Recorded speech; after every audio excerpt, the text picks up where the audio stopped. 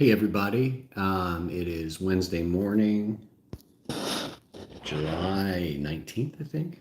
I think it's the 19th because I think yesterday was the 18th because I remember getting the email from um, the folks who sent me my, just adjusting my camera here, the folks that sent me my pass to go see Oppenheimer last night. So I went and saw Oppenheimer. Nashville's one of those cities where we've got the IMAX 70 millimeter version of the film. So I think I can safely say I saw, the best version of the movie. That's the one everybody's kind of recommending and kind of crazy about. I haven't done any of these sort of reviews in a long time. During the pandemic, I know everybody was, starting YouTube channels, and I sort of decided that like streaming just seems so awful during that time. I mean, it felt awful to me to do it just because it reinforced the sort of separation that was happening between everybody. So I just kind of haven't done anything on this channel in a while. I think I posted some music a while ago, some music videos and things for stuff that I've done. But I'm looking forward to getting back to these reviews. For people who have no idea what I'm talking about, I live in Nashville, Tennessee. I'm an artist here. I'm a musician, and I also do a lot of writing about visual art and film. And you can find my reviews on Rotten Tomatoes. And I belong to a group called the Music City Film Critics Association. That's a group that we started about, man, it's probably 5 years ago now. Um, and I saw a bunch of those folks last night at the film. Yes, so I was lucky enough to get invited to come see Oppenheimer uh, on Tuesday night before it opens big on Friday. And Oppenheimer definitely is one of those movies that I was looking forward to most in the year. I think the only other movie that I'm anticipating now that I've seen Oppenheimer, I'm even more excited for Dune because that was probably the other movie I was most excited about this year, the second installment of Dune. Now I'm even more excited because having seen Oppenheimer, I sort of see what's good and bad about it.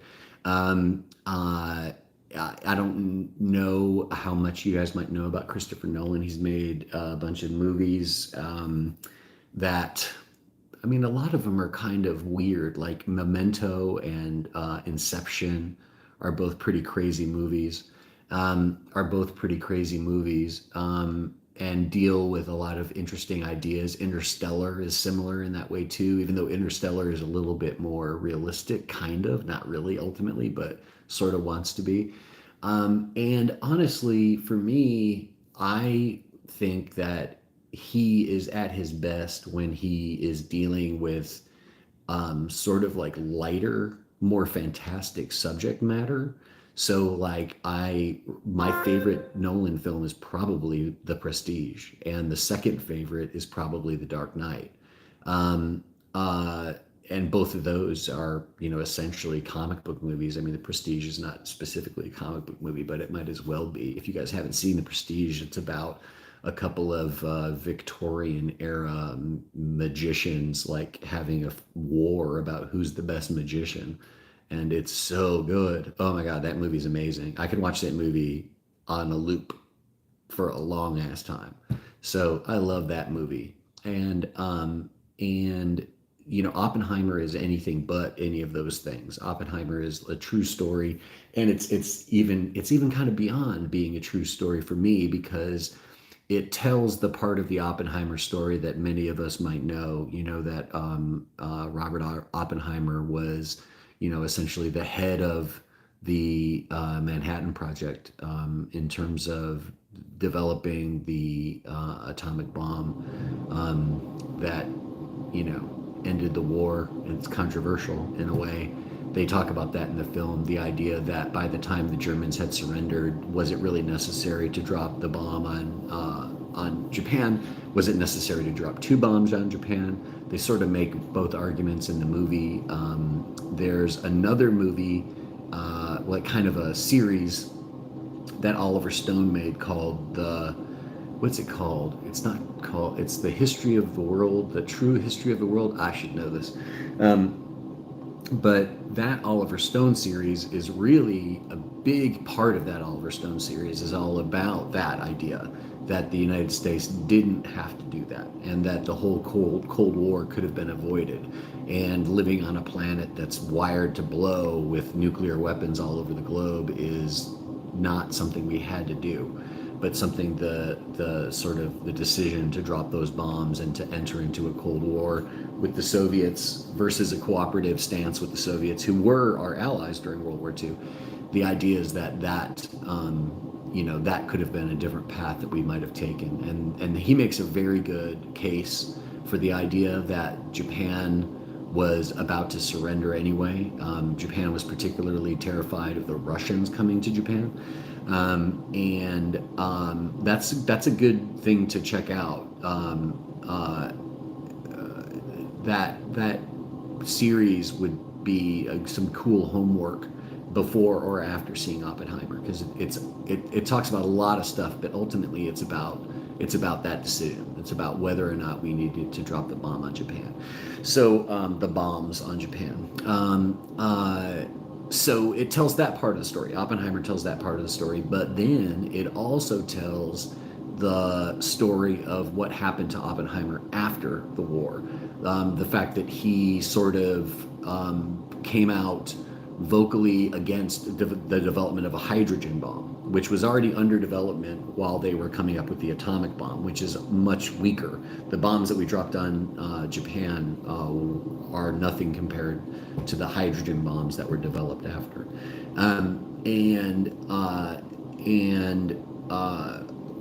After the war, Oppenheimer, is vocally against the proliferation of nuclear arms. He's not into the Cold War whole thing. He doesn't want to see bigger, better bombs invented. He's, in some ways, I guess you could just say regretful, and feels like, he thought he was doing a good and noble thing. And ultimately, once he sort of understood the ramifications of, the blood on his hands, as he puts it in the film, he turns the other way. The problem is that in the meantime, Oppenheimer has connections to the Communist Party that go back before the war, and he ends up, and many of his colleagues end up being, essentially blacklisted, and Oppenheimer ultimately loses his security clearance, which means he's no longer really, it's a huge discrediting of him as a public figure once, people realize that this guy's not even allowed to know what's top secret anymore. So that's what the movie is about. And it does an admirable job of sort of jumping back and forth on these timelines. Before and during the development of the bomb, and after the dropping of the bombs on Hiroshima, and the subsequent development of the hydrogen bomb, it does kind of a cool job of mixing those two things together. It sort of needs to, because the story about the building of the bomb, which we've seen in a million documentaries and a million, there's been other dramas about this part of the war. That's kind of a familiar story, and frankly, it's the most interesting story in a way, and the most visually interesting story, the most cinematic part of the story, because the other part of the story, like, literally involves him in a quote-unquote shabby little room, being cross-examined by a board of the Atomic Energy Commission, I think is what the group is called. I think that's still what they're called. And they are essentially what's going on is he's being set up by a former colleague, and being sort of smeared, really. They can't really pin him down on anything and prove anything about him being an actual communist. But they find a way to make him look bad enough that they can then justify the decision to take away his Q clearance, is what his intelligence top secret clearance is. So that's basically the gist of the film. And you also find out, here's another thing that's interesting, is like Oppenheimer was quite the ladies' man. I didn't know that. I didn't see that coming in. And that's part of why he ends up in the trouble he's in, because he has sort of an on again, off again affair with Florence Pugh's character, who is like this, a temperamental young communist. And then Oppenheimer's actual wife is also someone who has ties to the Communist Party. So it's like all of this, like, all of his, like, womanizing, I guess, for lack of a better word. I think they actually use that word in the film. That's sort of part of how he gets in all this hot water vis-a-vis communism. It seems like he did support the Spanish during their civil war against fascists. And in order to do that, he actually sent money to refugees through communist, lines of some kind. Got money through these communists to them. And that's, so again, it wasn't like he was actually giving money to the Communist Party. He was just, made a deal with some commies to get this money to the people who needed it most, and otherwise he wouldn't have been able to get it directly to them. So there's things like that just muddied the water around his reputation. It doesn't seem like he was actually any kind of real communist at all, and that he was anything but loyal. Does turn out that there is a mole in the middle of the Manhattan Project that is basically the way that the Russians are able to get their program going, so that they can develop their own bombs. Again, maybe at that point we should have all sat down and said, this is crazy, let's not do this. But instead we said, we had a race. That was smart. So that's basically the gist of the film, and it does a pretty good job all in all. After the bomb is developed and we dive into the other part of the story more fully, and we're talking more about like this post-bomb career, where Oppenheimer basically becomes like one of the most revered people in the world. They show that he's on the cover of Time magazine and all this kind of stuff. So he's very famous. He's considered to be the greatest scientist in the world and all this stuff. And there's a lot of competition and jealousy, and he sort of crosses the wrong people at the wrong time. His big nemesis in the film is a gentleman who is going to be is attempting to become a part of a presidential cabinet. I don't remember who the president is at that time. Eisenhower, maybe.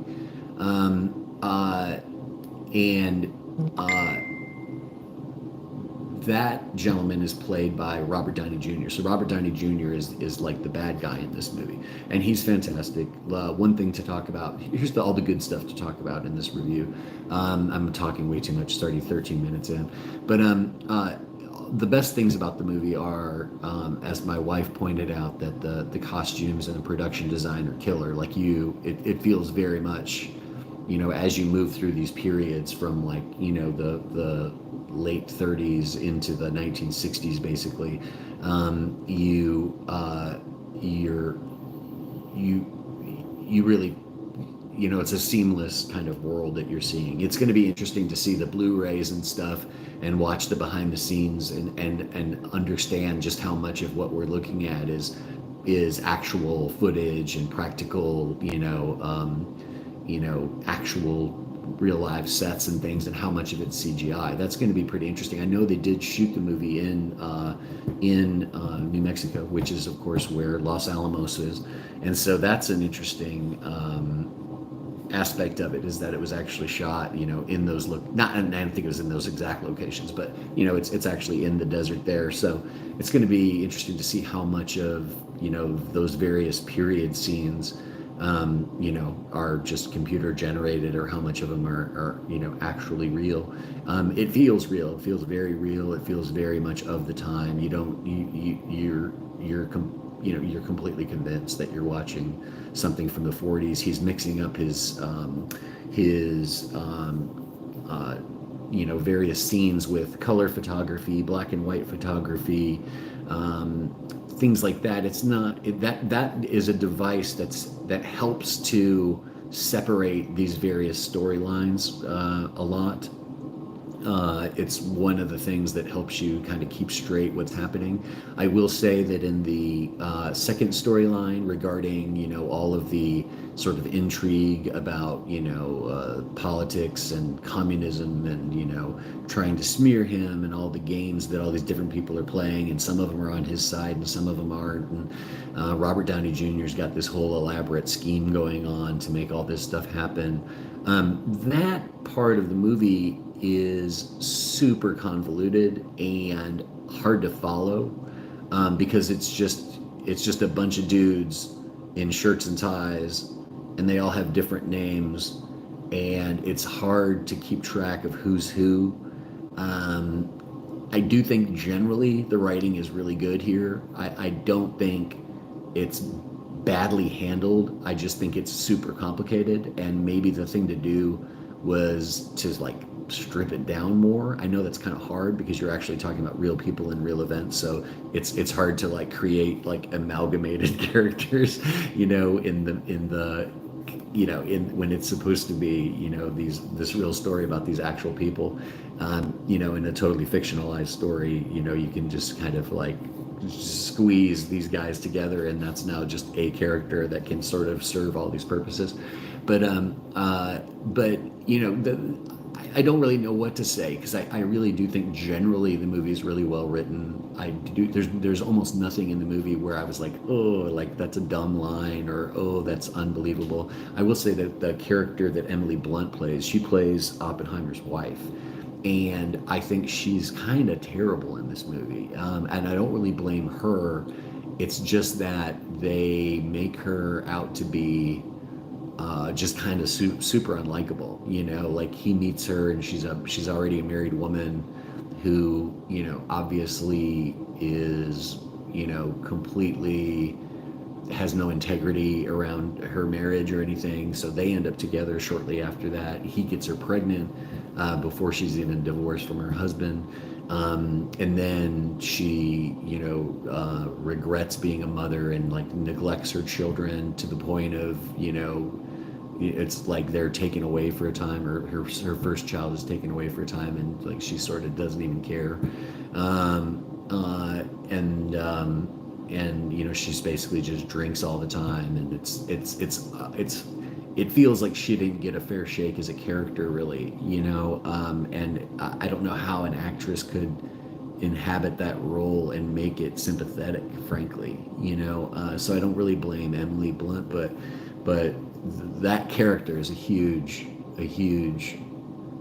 probably the worst part of the movie is that character. Another thing that's, just a Nolan thing is that this movie he's somewhat, here's the thing, if you get online and you look up Christopher Nolan emotionless films, or so, something like that, you'll find a lot of information about people who think his movies are, weirdly without, actual emotions. And, he defends himself and says, oh, well, I want to leave it open for, for interpretation. Some people come out of my movies and they're unaffected, but other people come out and they're, in tears. I generally find his movies to be cold, and they're cold in this way that, I really think in a lot of ways, I don't really know if he's spoken to this, but in a lot of ways I see him as someone who's trying to sort of model his movies off of a kind of Kubrickian formula, where, Kubrick, nobody acts the way they act in Kubrick movies. There's a very specific way people act in Kubrick movies that's also very cold and emotionless. I'd say that in Kubrick movies, though, that's used in an interesting way, and it's pushed to such a place that the performances become very, very interesting and intriguing, because they are so strangely detached.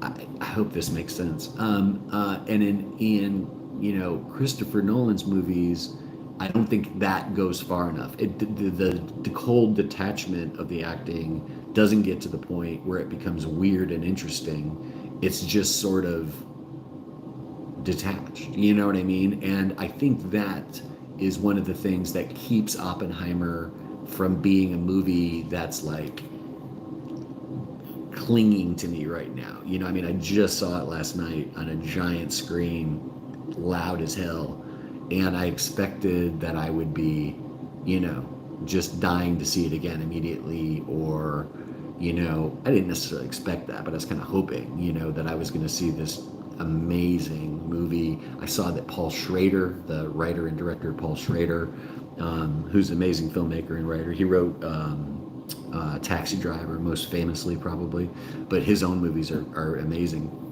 I'm a big Schrader fan, and I saw this morning that he made some kind of a comment about Oppenheimer and said it's the best. He said basically it's the best movie of the century, and I think he's talking about the 21st century. So he's talking about one of the best movies, the best movie, I believe, in the last 20 years. I gotta say, for me, man, I don't even know if Oppenheimer would make my top 10. It might make my top 10 because I can't really think of my top 10. My number one movie of the 21st century so far is There Will Be Blood. So maybe that gives you an idea of why Oppenheimer wouldn't be. In a way, those movies are so different. Like, you talk about cold, emotionless movies, and There Will Be Blood is just like overflowing with crazy emotion, so maybe that's why it misses the mark for me. But I mean, generally speaking, you want Oppenheimer to be an A+ movie, and I'd say it's more like a B+ movie for me. Out of 10, I would probably give it like 8.5. I mean, I'm basically saying a B+. There's a lot about that's amazing. Like, technically, it's kind of amazing. One of the things my wife noticed and pointed out was that she just felt like the whole thing was like just like a big montage. Like, there's just edits, edits, edits, edits, edits all the way through it. And I think that's kind of true. I think it's also partly that weird acting style and that weird lack of emotion. We just, every time there's a scene, you never feel like you actually settle down into it and get to know these people and get to understand who they are and why they're doing what they're doing. It just feels like you sort of breeze through the scene, and then another scene, and then another scene, and then another scene. The pace of the movie didn't bother me that much. I feel like a lot of that editing has to do with that double duty where he's trying to tell these two stories at the same time. Because if he just did the movie chronologically and you just went through the bomb and then went into the personal and political aftermath, and Oppenheimer's part in that, I think it would be super boring. The second half of the movie would be really, really boring.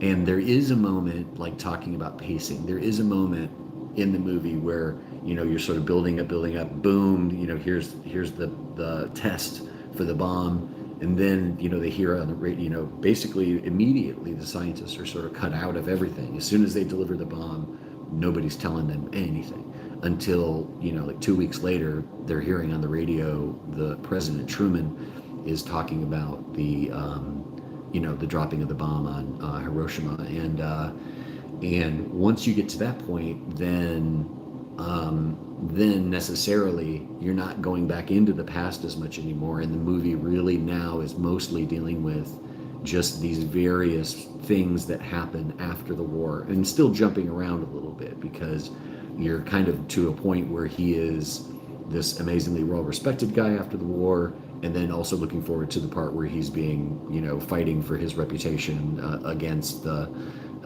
people who want to take away his security clearance, and at the same time, Robert Downey Jr.'s quest to become part of a presidential cabinet. But he's sort of getting caught up here too. That's one of the interesting things about it. It's a little prestige-like that you have these two characters who end up being nemesises, and they're both sort of guilty of these sort of egoic, sort of quests. You know what I mean? They're both these, brilliant, powerful men who are sort of vying for who's, in control of this narrative. And they both kind of pay the price for their hubris. So it's a lot about that. There's a ton of people in this movie. It's probably one of the highlights of the movie is that every 5 minutes somebody walks around the corner and it's yet another named actor. And generally speaking, I mean, as long as you're not somebody like, even if you don't care for this sort of style of acting that Nolan has in his films, everybody does a great job. There's not a moment where an actor says a line. I mean, again, except for Emily Blunt's character, unfortunately, but there's really almost no time where a character comes on and I don't believe what they're saying or believe who they are. Casey Affleck might be a little questionable. My wife brought that up. That his character, it just seems like maybe like you could have switched him with somebody else that he would be more believable as. I'm trying not to give you every spoiler, by the way, but I know I've given you some. But Gary Oldman makes a cameo playing President Truman, which is pretty great. Like he's probably my favorite living male actor, and it was a great surprise to see him pop up. Yeah, so I mean, I definitely think Oppenheimer's real good. Masterpiece, not really. I would say no. It reminds me a little bit of when I watched, speaking of Gary Oldman, when I watched Mank. I was dying to see Mank. I just couldn't wait to see that movie. And it was technically kind of amazing, but I ultimately can't even remember hardly anything about Mank, and I think I'm gonna ultimately feel similarly about Oppenheimer. It's again, I mean, it's technically amazing, and there's a seamless quality to the performances for the most part. And I do think that the complicated storytelling was handled about as well as you could imagine. But ultimately, it's kind of a confusing movie, and I think some of that confusion comes down to the fact that you're not connecting really to these characters the way that you might otherwise in a film that sort of went for that emotional content with a little more gusto. So anyway, I hope that was somewhat coherent. We're getting up on about a half an hour of me just jabbering about this movie. I'm back to the theaters now, and anxious to do more of these. I've been getting a ton of invites to screenings again. It's taken a while, frankly, for that to sort of pick back up again. I know that we've had movies back in the theater, for a while, but I think a lot of the media outlets and stuff that I deal with are really only now getting sort of back to where we were before, where every week I'm getting links or invites to stuff. So I'm gonna try to do more of these and talk more about movies. So if you saw the movie or if you're looking forward to seeing the movie, let me know. Leave a comment and tell me what you think. If you've never seen these reviews before and you're interested in more movie reviews, please follow me. I've got like 350, I think, followers or something like that. It'd be great to get 1,000. That's sort of a goal. So please join here. I also post stuff about my music and other things that are going on. But I am planning on doing these reviews more. Usually, what I like to do is do my review immediately when I leave the film. I usually shoot these in my truck before I leave the theater, and I'll do that again. Last night was just kind of hard. That's another thing about the movie is it's 3 full hours long, so you want to make sure that you've got your evening blocked off or your whole afternoon blocked off when you go see this movie. It doesn't feel that long. I didn't feel like I was slogging through this long film, but it is a long movie, and by the time we got done, it was time just to get home and get on with our evening. But I'll plan on doing more of these instant reviews soon. This is the morning after, so this is as soon as I could get to it. So hope you guys have a great day. Hope you enjoy yourself at the movies this weekend. Let me know what you think about Oppenheimer. Follow me on Twitter where we're doing our film Twitter stuff at Mighty Joe Nolan. And I'll talk to you later.